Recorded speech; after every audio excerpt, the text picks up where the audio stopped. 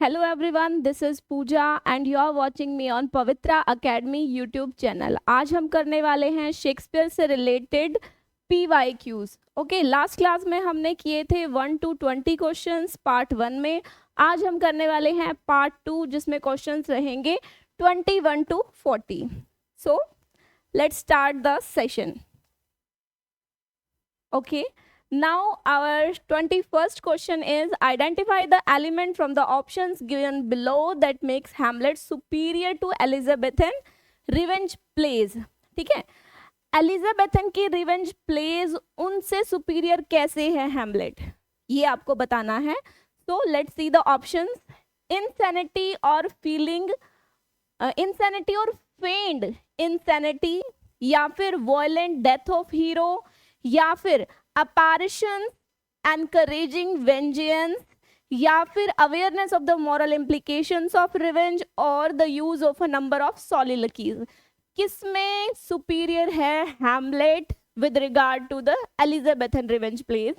तो किसमें सुपीरियर है? It is superior in the awareness of the moral implications of revenge, क्योंकि Hamlet जो है उसमें मॉरल इम्प्लीकेशंस दिखाए हैं। जब रिवेंज लेने का मन करता है हैमलेट का, तो बार बार में उसके मन में क्या आता है कि टू बी और नॉट टू बी, कि मैं करूं ये काम या ना करूं। ठीक है, so the answer will B awareness of the moral implications of revenge. Now next question. Now next question, who speaks the following line in Hamlet? किसने कही है ये line? Something is rotten in the state of Denmark. हमें पता है कि Hamlet Prince है Denmark के। ठीक है, तो अब हमसे पूछा गया है कि ये लाइंस किसने कही हैं कि something is rotten in the state of Denmark, कि कुछ तो गड़बड़ है डेनमार्क की स्टेट में। तो ये किसने कहे हैं ये वर्ड्स? क्लोडियो, हैमलेट, मार्केलस, पोलोनियस, या फिर होरेशियो? किसने कहा है? ये कहा है मार्केलस ने। लगता है कि ये शब्द हैमलेट के हैं, पर नहीं, ये शब्द है मार्केलस के। मार्केलस है कौन? मार्केलस एक गार्ड है। ठीक है, बाहर जो गार्ड होते हैं ना, उनमें से एक गार्ड है मार्केलस। यही है वो जो सबसे पहले किंग हैमलेट के घोस्ट को देखता है और फिर होरेशियो के साथ जाकर हैमलेट के उसके बारे में बताता है। ठीक है, so the answer is Marcellus. Now next question, identify the critic who posited this view. किसने ये शब्द कहे हैं?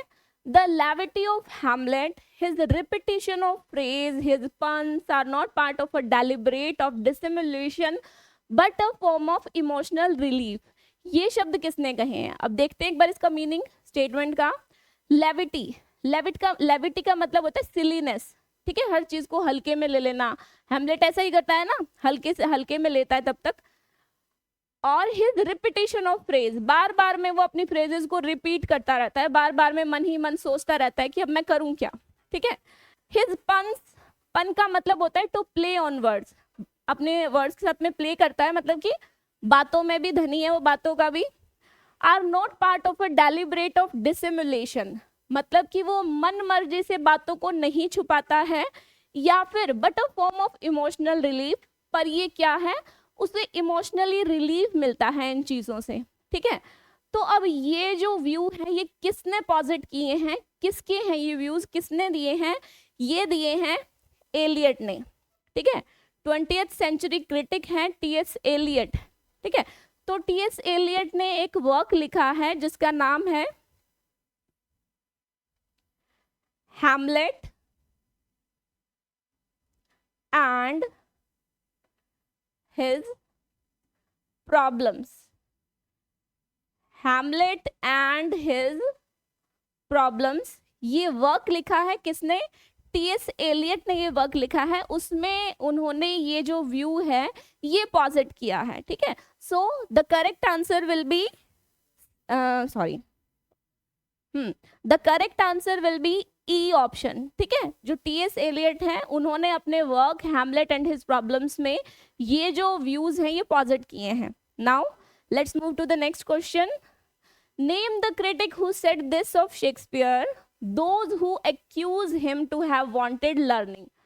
ठीक है, किसके हैं ये व्यूज? वो those who accuse him, accused का मतलब होता है दोषी मानना, गलती निकालना, जो दोषी मानते हैं उसे, किसे, शेक्सपियर को, टू हैव वांटेड लर्निंग, कि उन्हें और ज्यादा थोड़ा लर्निंग, लर्निंग मतलब थोड़ा पढ़ा लिखा होना चाहिए, थोड़े समझदार होना चाहिए था, थोड़े वक्त को और अच्छे से लिखना चाहिए था, ठीक है। अब ये क्या कह रहा है कि किसने ये कहा है कि जो ये कह रहे हैं कि उसे शेक्सपियर को थोड़ा सा दोषी मान रहे हैं एक तरीके से, give him the greater commendation, ठीक है, उन्हें हमें प्रेज देनी चाहिए, बल्कि अक्यूज नहीं करना चाहिए, बल्कि प्रेज देनी चाहिए शेक्सपियर को। क्यों देनी चाहिए? ही वॉज नेचुरली लर्न, क्योंकि वो तो नेचुरली ही लर्न है, he does not need to be learning, उन्हें लर्निंग की जरूरत नहीं है, उन्हें कुछ सीखने की जरूरत नहीं है, he is already learn, okay. He needed not the spectacles of books to read nature, उन्हें जरूरत नहीं है स्पेक्टिकल्स की नेचर को रीड करने के लिए। ही लुक्ड इनवर्ड्स, शेक्सपियर के बारे में ये कहा जाता है, कहा क्या जाता है, हम भी जब उनके वर्क्स को पढ़ेंगे तो हमें लगेगा कि वो आज भी ऐसे कैरेक्टर्स हमारे बीच में हैं, मतलब रियल लाइफ से रिलेटेड कैरेक्टर्स हैं उनके, ठीक है। So he looked inwards and found her there, मतलब जो नेचर को वो वहीं पाते हैं, उन्हें कहीं घूमने की जरूरत नहीं है वर्ड्सवर्थ की तरह यहाँ वहाँ डैफोडिल्स के बीच में और इन टिंटन एबी की तरह पेड़ पौधों के बीच में घूमने की जरूरत नहीं है। आई कैन नॉट से ही इज एवरीवेयर अलाइक, अब ये जो क्रिटिक है ये बोल रहा है कि मैं ये नहीं कहूंगा कि ही इज एवरीवेयर अलाइक, वो हर जगह पे एक जैसे हैं, ठीक है। वर ही सो, अगर ऐसा होता भी, यहाँ पे वर क्यों यूज हुआ है, यहाँ पे वर यूज हुआ है इमेजिनेशन के लिए, ठीक है। जब हम इमेजिनेशन में कोई बात कहते हैं तो उसमें हम ही के साथ, आई के साथ, मतलब सिंगुलर सब्जेक्ट के साथ भी प्लूरल वर्ब का यूज हम कर सकते हैं, ठीक है। तो वर ही सो अगर ऐसा होता भी तो I should do him injury to compare him with the greatest of mankind, तो मैं उनको कहीं ना कहीं दुख पहुंचाता, तो वो कह रहे कि मैं ऐसा कुछ नहीं करूंगा, ठीक है। I am not going to accuse him. So who is this person, okay, so he is mister Dryden. Dryden ने ये बोला है अपने एक एसे में, उनके एसे का नाम है N essay of dramatic poesy, ठीक है। ये शब्द कहे हैं किसने? ड्राइडन ने कहे हैं अपने एसे में, and an essay of dramatic poesy में which was written in 1668। Now I hope कि ये क्वेश्चन आपको क्लियर होगा। Now let's move to the next question. Shakespeare's popular play Merchant of Venice, Merchant of Venice belongs to which of the following literary forms? Merchant of Venice की इनमें से कौन से literary form से related है merchant of Venice? Comedy, romance, tragic comedy या फिर history pledge, ठीक है। तो किससे रिलेटेड है ये? वैसे तो शेक्सपियर ने इसे कॉमेडी माना है ना, पर लगता ऐसे है कि ये ट्रेजिक कॉमेडी है, बाकी आंसर इसका रहेगा कॉमेडी ही। यूपी टीजीटी पीजीटी में ये क्वेश्चन आया था तो यूपी वालों ने इसे माना था आंसर को ट्रेजिक कॉमेडी, ठीक है। तो वो अकॉर्डिंगली अब क्या कह सकते हैं कि क्या मानेंगे, कॉमेडी, वैसे शेक्सपियर ने इसे कॉमेडी ही माना है। Now next question, which of the following is the dominant theme? Theme बतानी है हमें Shakespeare's famous play King Lear. King Lear की थीम बतानी है हमें, whether it was jealousy, ambition, revenge और filial ingratitude। बताना है आपको कि किंग लियर की फेमस थीम कौन सी है, ठीक है। तो मैकबेथ की हमने लास्ट क्लास में किया था कि मैकबेथ की क्या है थीम? मैकबेथ की है over ambition, he was over ambitious. Now King Lear की क्या है थीम? किंग लियर की है फीलियल इनग्रेटिट्यूड। इनग्रेटिट्यूड होता है कृत घन, कहते हैं ना कि बहुत कृत घन है, इसका जितना मर्जी कर लो इसको कोई फर्क नहीं पड़ता, ठीक है, ये वैसे का वैसे ही रहेगा। सो किंग लियर और ग्लोसेस्टर दो पार्ट्स है ना इसमें किंग लियर में, तो दोनों के ही केस में क्या है, बोथ ऑफ देम आर मतलब दोनों की ही थीम क्या है, filial इनग्रेटिट्यूड। Now next question, which of the following characters does not belong to famous Shakespearean tragedy Hamlet? कौन सा इनमें से कैरेक्टर है जो हैमलेट में मतलब शेक्सपियर की जो ट्रेजेडी है हैमलेट उससे उससे बिलोंग नहीं करता। कौन सा कैरेक्टर है जो हैमलेट में नहीं है? ओफिलिया है, ठीक है, ओफिलिया भी है, क्लोडियस भी है, पोलोनियस भी है, only Cassio. Cassio was not there in the Hamlet, he was in Othello. Othello का बिलवर्ड कैप्टन है कैशियो, ठीक है। तो कैशियो किस वर्क से रिलेटेड है? He was related to the Othello, not from Hamlet. Okay, now 28 question, which of the following plays of Shakespeare does not belong to the last phase of his career? कौन सा इनमें से play उनके last phase of career से belong नहीं करता है? तो कौन सा नहीं करता है? टेम्पेस्ट, हाँ यही बोला है ना, डज नॉट बिलोंग, ठीक है। तो टेम्पेस्ट, सिम्बलाइन, विंटर्स टेल या फिर मच एडो अबाउट नथिंग, ये सारे लास्ट फेज से रिलेटेड हैं। Only much ado about nothing जो है वो सेकेंड फेज से रिलेटेड है, second phase. Okay, much ado about nothing is related to the second phase of his life. Now 29th question, which of the following Shakespearean play is in 3 parts? 3 parts में इनमें से कौन सा play है? ठीक है, सारे ही हिस्टोरिकल प्लेज है ये, तो कौन सा ऐसा है जो 3 पार्ट्स में है? Simple question, Henry sixth. Henry sixth was divided into 3 parts, part 1, part 2 and part 3। Okay, now next question, in 1601 a collection of Shakespeare sonnets was printed by. Shakespeare के जो सोनेट्स हैं वो किसने प्रिंट किए थे? ठीक है, किसने प्रिंट किए थे? डार्क लेडी ने, WH ने, थॉमस थॉप ने या फिर जॉर्ज पील ने? ठीक है, इन्होंने तो किए नहीं थे, only Thomas Thorpe was the person who printed Shakespeare sonnets. याद करने की चीज है ये तो, ठीक है, इसमें कुछ भी समझाने का नहीं है। Now next question, which work has been called by Shakespeare as the first year of my invention? Shakespeare ने इनमें से किस वर्क को बोला है कि it is the first year of my invention? किस वर्क को बोला है? उन्होंने बोला है वीनस एंड अडोनिस को, ठीक है। Venus and Adonis is a long narrative poem written in 1593, ठीक है। तो वीनस एंड अडोनिस ही ऐसा वर्क है जिसके बाद में शेक्सपियर को पॉपुलैरिटी मिली थी, इसी वक्त के बाद में उन्हें जाना गया था। So that's why he called it the first year of my invention. Now simple question, William Shakespeare died on. William Shakespeare was born in April 1564 and he was died in April 23rd 1616, ठीक है। Memory based question है, रट्टा ही मारना पड़ेगा। Now next question, what was the name of the house of Shakespeare in Stratford? देखो कई लोग क्या करते हैं कि शेक्सपियर का जन्म हुआ था स्ट्रेटफोर्ड अपॉन एवन में, तो सबको यही लगता है कि आंसर यही होगा स्ट्रेटफोर्ड हाउस, पर नहीं, वो पूछ रहे हैं नेम ऑफ द हाउस। आपको नेम ऑफ द हाउस बताना है, तो name of the house was new place.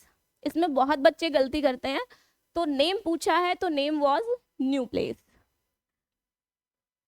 Now 24th question, which of the following pledge is a social satire? आपको बताना है सोशल सेटायर कौन सा है? Dealing with the fashion and fades, fashion and fades of the day. Fashion and fades of the day का मतलब है कि उस टाइम पे जो भी पॉपुलर था, जिस तरीके का फैशन था, ठीक है, उससे रिलेटेड आपको बताना है कि वो कौन सा एक सोशल सेटायर है। मिडसमर नाइट्स ड्रीम नहीं है, ठीक है, एंटनी एंड क्लियोपेट्रा भी नहीं है, only loves labour lost is a social satire. उस टाइम पे जो फैशन एंड फैड्स चल रहा था उस पर एक सोशल सेटायर है which is love's labour lost. Now Desdemona, famous Shakespearean character, belongs to which of the following plays? Most easiest question, ठीक है, किससे रिलेटेड है डेस्टिमोना? एक सेंट्रल कैरेक्टर है in the play Othello. Now next question, life is not, यहाँ पे N होना चाहिए, life is not a walking shadow. Life कोई वॉकिंग शेडो नहीं है, इट इज अ टेल, ये एक कहानी है, told by an idiot, full of sound and fury. Full of sound and fury का क्या मतलब है कि भाई इसमें दुख दर्द तो चलते ही रहते हैं, ठीक है। सिग्निफाइंग नथिंग, जैसे हमारी गीता में लिखा गया है कि कर्म ही सब कुछ है, जैसे कर्म करोगे वैसा ही मिलेगा। तो ये किसने कहा है? अफॉरसेड लाइन्स, ये जो लाइन्स हैं spoken by Macbeth occur in, Macbeth ने बोली है, ये किस पार्ट में अकर हुई हैं? तो दीज लाइन्स अकर्ड इन हाँ एक्ट 5 सीन 5 ऑफ मैकबेथ। याद रखना है किस सीन से रिलेटेड है? एक्ट 5 सीन 5 ऑफ मैकबेथ, ठीक है। बहुत इंपॉर्टेंट लाइन्स हैं ये। Life is not a walking shadow, it is a tale told by an idiot. Question ये भी आ सकता है कि किस वर्क से रिलेटेड लाइन्स हैं? So these lines are from Macbeth. Now next question, which of the following plays of Shakespeare is not a comedy? Comedy कौन सी नहीं है इनमें से, वो आपको बताना है। As you like it comedy है, ट्वेल्थ नाइट भी एक कॉमेडी है, मिडसमर नाइट्स ड्रीम भी एक कॉमेडी है, only Antony and Cleopatra is a tragedy. Antony and Cleopatra क्या है? एक ट्रेजेडी है, ध्यान रखना है। William Shakespeare's loves labour lost was a free adaptation of, एक क्वेश्चन पहले भी आ चुका है इससे रिलेटेड, इसी कॉमेडी से रिलेटेड एक और क्वेश्चन आया है, पूछा है कि किसकी फ्री अडेप्टेशन है, मतलब कहाँ से शेक्सपियर ने ये लिया है? तो ये उसने लिया है मेनेक्मी ऑफ प्लॉटस से, ठीक है। मेनेक्मी है एक लेटिन प्ले है जिसे लिखा है प्लॉटस ने। प्लॉटस का मोस्ट इम्पॉर्टेंट और मोस्ट फेमस वर्क है ये मेनेक्मी, ठीक है। तो यहीं से शेक्सपियर ने अडेप्ट किया है लव्स लेबर लॉस से। Now next question, who exclaims in his sonnet that under this carved marble of thine own sleep brave tragedian Shakespeare sleep alone, ठीक है। तो ये किसने कहा है? मतलब शेक्सपियर की ग्रेव को देखते हुए ये शब्द किसने कहे हैं कि यहीं पर ही अकेले सो रहे हैं हमारे मोस्ट फेमस मिस्टर शेक्सपियर? तो किसने कहे हैं ये शब्द? ये शब्द कहे हैं विलियम बास ने। विलियम बास जो है वो कौन है? एक मेंबर है सर्वेंट क्लास का और एक पोइट भी है ये, ठीक है। तो इन्होंने ये लाइंस कही हैं शेक्सपियर के बारे में इन हिज प्रेज, ठीक है, प्रेज करते हुए बोली गई ये lines. Now last question, who describes William Shakespeare as an upstart crow? Upstart crow beautified with our feathers, किसने कही है ये लाइन? अपस्टार्ट क्रो का मतलब ये होता है कि भाई कोई ऐसा इंसान जो पहले तो गरीब था और एकदम से अचानक से कहीं से उसके पास पैसा आ जाए तो वो कैसा फील करेगा, है ना। मतलब वो कहते हैं ना उड़ा उड़ा फिरेगा, ठीक है। तो ऐसा ही जो ये क्रिटिक है वो ये कह रहे हैं शेक्सपियर के बारे में, ये बोल रहे हैं कि वो इस चीज़ को मतलब कि डिजर्व नहीं करते थे। जितना हमने उनको पॉपुलैरिटी दे दी उतना वो डिजर्व नहीं करते थे। इतने तो अच्छे वर्क्स उन्होंने लिखे भी नहीं थे अकॉर्डिंग टू दिस क्रिटिक, ठीक है। मेरे अकॉर्डिंग नहीं, मेरे अकॉर्डिंग तो बहुत अच्छे लिखे थे। ओके, तो वो क्या कह रहे हैं? ब्यूटिफाइड विद आर फेदर्स, वो क्या कह रहे हैं कि भाई हम ही ने उन्हें पॉपुलर कर दिया, ऐसा कुछ था नहीं, ठीक है। तो ये किसने कहा है? कौन महान क्रिटिक है ये जिसने ये शब्द कहे हैं? So he was Robert Greene. Robert Greene कौन है? एक यूनिवर्सिटी विट्स है, मेंबर ऑफ यूनिवर्सिटी विट्स है। और ये जो यूनिवर्सिटी विट्स की जो मतलब की जो ये टर्म है ये किसने कॉइन करी थी? ये करी थी जॉर्ज सेंट्सबरी ने। George Saintsbury, George Saintsbury coined the term, which term? University Wits. Okay, so ये थे क्वेश्चन 21 to 40। कल फिर से मिलेंगे हम नेक्स्ट क्लास में। Till then have a nice day.